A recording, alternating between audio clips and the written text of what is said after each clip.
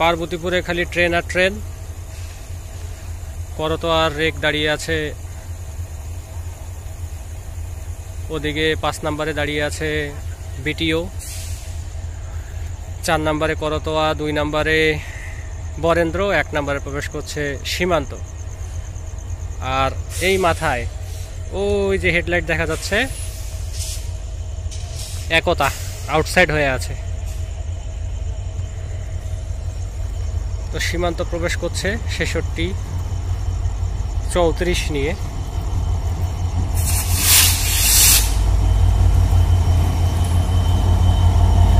একদম চকচকা।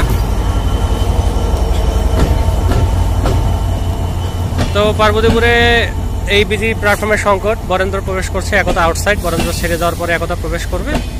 তো আমরা এখন বরেন্দ্রর কাছে যাই।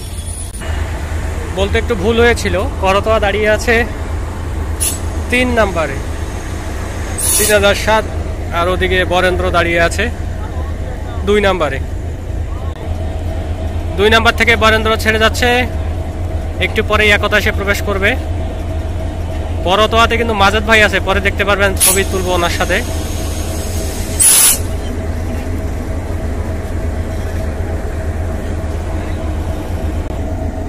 একতা 2 নম্বরে প্রবেশ করছে, সীমান্ত 1 নম্বরে, একতা 2 নম্বরে, করতোয়া 3 নম্বরে, 5 নম্বরে 982 বিটিও।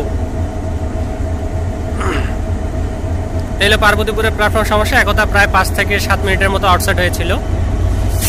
লোকোমোটিভ এটা 66-33।